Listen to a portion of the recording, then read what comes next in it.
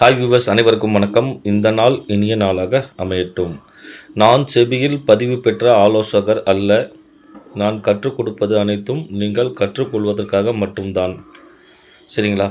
ஆக்சுவலாக இன்றைக்கி வீடியோ பார்த்திங்கன்னா செம்ம இன்ட்ரெஸ்டடாக இருக்க போது. ஆப்ஷன்ஸ் பையர் என்னென்ன செய்யணும், என்னென்ன செய்யக்கூடாது அப்படின்னு தான் இந்த வீடியோவில் நான் சொல்லிக் கொடுக்க போகிறேன். ரொம்ப இன்ட்ரெஸ்டடாக இருக்க போது எல்லோரும் ஸ்கிப் பண்ணாமல் பாருங்கள்.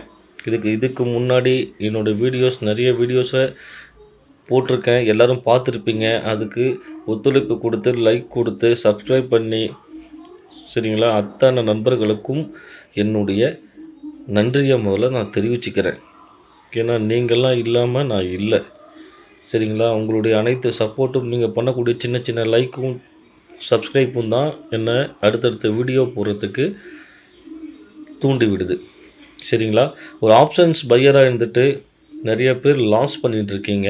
நீங்கள் பண்ணக்கூடிய தவறுகளை தான் இப்போ நான் சுட்டி காட்ட போகிறேன். என்னென்ன பண்ணணும், என்னென்ன பண்ணக்கூடாது அப்படின்றத நான் சொல்லிக் கொடுக்க போகிறேன். சரிங்களா? அதுக்கு முன்னாடி நம்ம வீடியோவுக்கு ஒரு லைக்கும் நமக்கு ஒரு சப்ஸ்கிரைபும் பண்ணி விடுங்க. உங்கள் ஃப்ரெண்ட்ஸ் இங்கே யாராக இருந்தாலும் அவங்களுக்கு ஷேர் பண்ணி விடுங்க. சரிங்களா? வாங்க வீடியோக்குள்ளே போகலாம். அவங்க என்ன வேணா பேசட்டும், அதை பற்றி எனக்கு கவலை இல்லை. ஆனால் என்னால் முடியாதுன்னு ஒன்று சொன்னாங்க பார்த்தியா, அது தப்பு.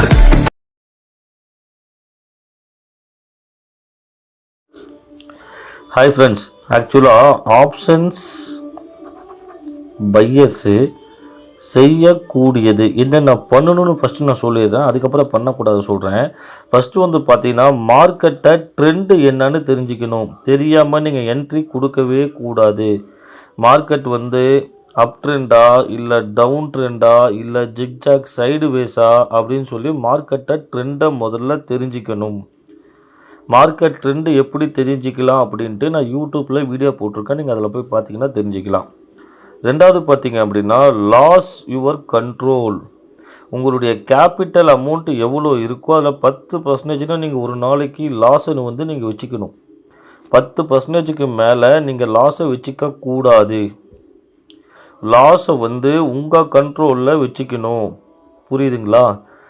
எனக்கு லாஸ் இவ்வளோ தான் வரணும்னு சொல்லிட்டு ஒரு நாளைக்கு இவ்வளோ தான் லாஸ் வரணும்னு நீங்கள் முடிவு பண்ணிட்டு தான் ட்ரேட்லேயே இறங்கணும். சரிங்களா? மூணாவது பார்த்தீங்க அப்படின்னா maximum number of trade 3. Options பையிங்கில் நீங்கள் ஒரு நாளைக்கு அதிகபட்ச ட்ரேடே 3 தான் எடுக்கணும். அதுக்கு மேலே எடுக்கக்கூடாது. ஃபஸ்ட்டு ட்ரேடு உங்களுக்கு ப்ராஃபிட் வந்துருச்சுன்னா அதோட ட்ரேடை க்ளோஸ் பண்ணிடுங்க. அதுக்கு மேலே ட்ரேடு பண்ணாதீங்க. ஃபஸ்ட்டு ட்ரேடு ப்ராஃபிட் வந்துருச்சுன்னா அதோட ட்ரேடை முடிச்சுக்கிங்க. இன்றைக்கி ஆண்டவன் 1000 ரூபா தான் கொடுத்தான், 600 ரூபா தான் கொடுத்தான், 500 ரூபா தான் கொடுத்தான், 2000 ரூபா தான் கொடுத்தான் அப்படின்னு நினச்சிக்கிட்டு சந்தோஷமாக ஃபஸ்ட்டு ட்ரேடு ப்ராஃபிட் வந்துருச்சுன்னா அதோடு நிப்பாட்டிக்கிங்க. செகண்ட் ட்ரேடுக்கு போவாதீர்கள். சரிங்களா? ஃபஸ்ட்டு ட்ரேட் லாஸ் ஆனால் மட்டும் செகண்ட் ட்ரேடுக்கு போங்க. அது அந்த லாஸை ரீகவர் பண்ணுறதுக்கு. தேர்டு ட்ரேடு பார்த்திங்கன்னா திரும்ப ப்ராஃபிட் எடுக்கிறதுக்கு. அதிகபட்சம் ஒரு நாளைக்கு 3 ட்ரேடு தான் எடுக்கணும். சரிங்களா? அடுத்தது பார்த்திங்கன்னா minimum number of lot 1. First நீங்கள் என்ட்ரி கொடுக்குறப்போ ஒரே ஒரு லாட்டு மட்டும்தான் போடணும். ஒரு லாட்டை போட்டு நீங்கள் ப்ளஸ்ஸில் போயிட்டுருக்கும்போது, உங்களுக்கு ப்ராஃபிட்டில் போயிட்டுருக்கும்போது ஒரு லாட்டை இன்க்ரீஸ் பண்ணணும். இன்னும் கொஞ்சம் ப்ராஃபிட்டில் போயிட்டுருக்கும்போது இன்னொரு லாட்டை இன்க்ரீஸ் பண்ணி விட்டுடணும். மேக்ஸிமம் ப்ராஃபிட் போகிற வரைக்கும் போகட்டும். ரிட்டன் கீழே திரும்பும்போது எக்ஸிட் கொடுத்து வெளியே வந்துடணும். இதுதான் கான்செப்ட். சரிங்களா?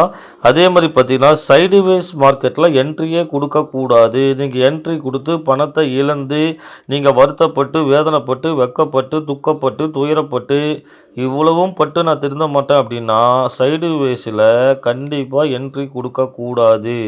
இங்கே மார்க்கெட்டோட ட்ரெண்டு என்னான்னு கண்டுபிடிக்கும் போதே உங்களுக்கு சைடுவேஸ்ன்னு வந்துருச்சு தெரிஞ்சு போச்சுன்னா அன்றைக்கி என்ட்ரி எடுக்காதீர்கள். சரிங்களா? அதே மாதிரி பார்த்திங்கன்னா ஒன் டைம் ப்ராஃபிட்டை புக் பண்ணிட்டீங்கன்னா அதுக்கப்புறம் அந்த பக்கமே வரக்கூடாது. நீங்கள் ஃபஸ்ட்டு ட்ரேடு எடுத்து நீங்கள் ப்ராஃபிட்டை புக் பண்ணிட்டீங்கன்னா, ஐயா சாமி இன்றைக்கி நான் சம்பாதிச்சிட்டேன், இதுக்கப்புறம் நான் ட்ரேட் எடுக்க மாட்டேன் அப்படின்னு சொல்லி அந்த ட்ரேடிங் ஆப்பை க்ளோஸ் பண்ணி வச்சுட்டு நீங்கள் போய் உங்கள் மற்ற வேலையை பார்க்க போயிடுங்க. சரிங்களா? அதே மாதிரி 7வது பாயிண்ட் என்னென்னு பார்த்தீங்கன்னா, எப்பயுமே இந்தி மணியில் மட்டும்தான் ட்ரேடு எடுக்கணும். சரிங்களா? இந்தி மணியில் மட்டும்தான் இந்தி மணியில் ட்ரேட் எடுத்தால் மட்டும்தான் உங்களால் காசை பார்க்க முடியும். அவுட் ஆஃப் தி மணியில் போனீங்கன்னா உங்களால் காசு பார்க்க முடியாது. ஒரே ஒரு லாட் எடுத்தாலும் அந்த ஒரு லாட் இந்தி மணியில் எடுங்க. இந்தி மணினா என்ன, அர்தி மணினா என்ன, அவுட் ஆஃப் தி மணினா என்னன்னு நான் வந்து யூடியூப்பில் வீடியோ போட்டிருக்கேன். நீங்கள் பின்னாடி சேனலில் போய் நீங்கள் பாருங்கள். சரிங்களா? அதே மாதிரி எவ்ரிடே டெய்லியும் உங்களுடைய ப்ராஃபிட் அமௌண்ட்டை வித்ட்ரால் கொடுக்க வேண்டும். அந்த பழக்கத்தை முதல்ல கொண்டு வாங்க. டெய்லி நான் ஒரு 1000 ரூபாய் என் அக்கௌண்ட்டுக்கு நான் மாற்றி விட்ருவேன், நான் லாபம் சம்பாதிச்சு மாற்றி விடணும் அப்படின்னு ஒரு மைண்ட் செட்டுக்கு வாங்க. உழைக்கின்ற உழைப்புக்கு ஊதியம் வேண்டும் என்றால் அது உங்கள் அக்கௌண்ட்டில் வந்து பணம் சேர வேண்டும். உங்கள் கையில் அந்த பணம் இருந்தால்தான் அது நீங்கள் உழைப்பு பண்ணக்குண்டான ஊதியம். சரிங்களா? டிமேட் அக்கௌண்ட்லேயே விட்டீங்க அப்படின்னா லாட்டை பெருசாக போட தோணும், லாஸும் பெருசாக வரும். இது ஒரு பழக்கத்தை கொண்டு வந்துடுங்க. எவ்ரிடே ப்ராஃபிட்டை நீங்கள் வித்ட்ரால் கொடுக்க வேண்டும். அதே மாதிரி ப்ராஃபிட் ஆர் லாஸ் இரண்டுமே நீங்கள் சந்தோஷமாக எடுத்துக்கணும். சரிங்களா? ஏன்னா நாம் பண்ணுறது ஒரு பிஸ்னஸ். ட்ரேடிங்கிறது ஒரு பிஸ்னஸ் தான். இந்த பிஸ்னஸில் பார்த்திங்கன்னா லாபமும் வரும், நஷ்டமும் வரும். இப்போது ஒரு பொருளை வாங்குறீங்க, அந்த பொருளை வாங்கி விற்கிறீங்க அப்படின்னா ஒரு தக்காளி பழத்தை 1 கிலோ வாங்குறீங்க. 1 கிலோ தக்காளி பழம் நீங்கள் 10 ரூபாய்க்கு வாங்கி நீங்கள் 20 ரூபாய்க்கு விற்றா தான் உங்களுக்கு 10 ரூபா லாபம். அதே தான் இங்கேயும் நம்ம பண்ணுறோம். ஒரு லாட்டை வாங்குகிறோம், அந்த லாட்டை வாங்கி அந்த லாட்டை நம்ம விற்கிறோம். வாங்கும்போது இருக்கிற விலையோட விற்கும்போது இருக்கிற விலை தான் நமக்கு லாபத்தை கொடுக்கும். இது ஒரு பிஸ்னஸ். இது எல்லாமே நீங்கள் செஞ்சே ஆகணும். இதெல்லாம் செஞ்சால் மட்டும்தான் நீங்கள் ஒரு நல்ல ட்ரேடராக இருக்க முடியும். இப்போ அடுத்தது ஆப்ஷன்ஸ் பையர் என்னென்ன செய்யக்கூடாது அப்படின்னு சொல்கிறேன், தெளிவாக கேட்டுக்குங்க. ஆப்ஷன்ஸ் பையர் என்னென்ன செய்யக்கூடாதுன்னு சொல்கிறேன். இதை பற்றி கற்றுக்காமல் நீங்கள் ட்ரேடு எடுக்கக்கூடாது. ஃபஸ்ட்டு கண்டிஷனே அதுதான். இதை பற்றி தெரியாமல், இதை பற்றி ப்ராப்பராக கற்றுக்காமல் நீங்கள் ட்ரேடு எடுக்கவே கூடாது. 2வது மினிமம் கேபிட்டல் தான் போடணும். மினிமம் கேபிட்டல்லாம் எவ்வளோ சார்? ஆப்ஷன்ஸ் பையிங்க்கு வந்து பார்த்திங்கன்னா மினிமம் 30,000 ரூபாய் கம்பல்சரி கேபிட்டல் வேணும். 30,000 ரூபாய் இருந்தால் தான் நீங்கள் ஒரு லாட்டு பை பண்ணணும், அதுக்கு மேலே பை பண்ணக்கூடாது.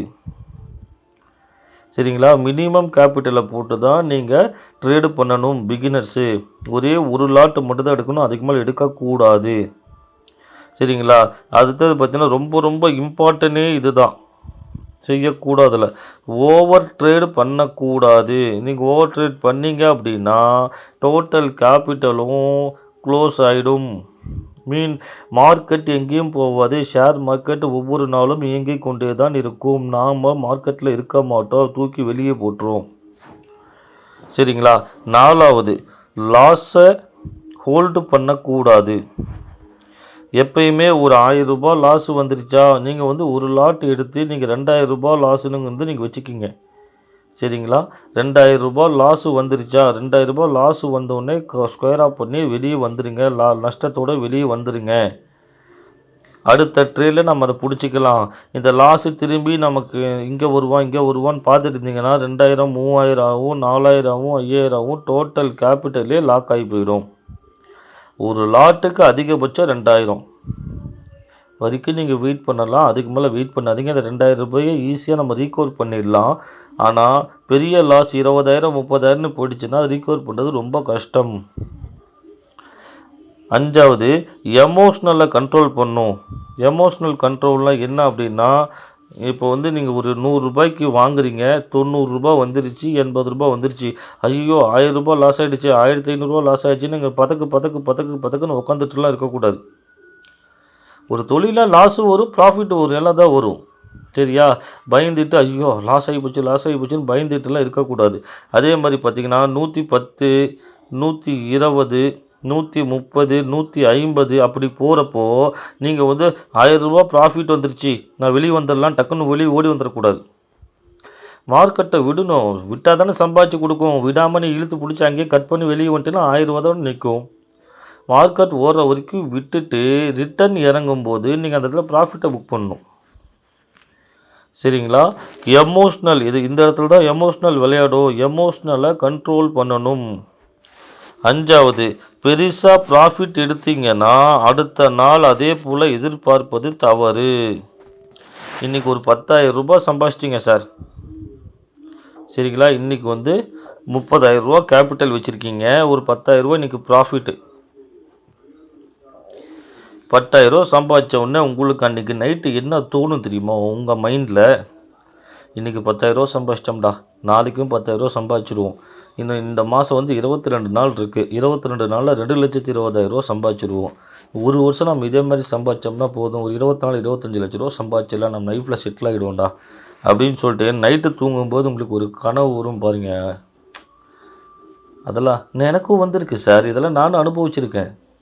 பிகினர்ஸாக இருக்கக்கூடிய எல்லாத்துக்குமே இந்த கனவு வரும். சரிங்களா?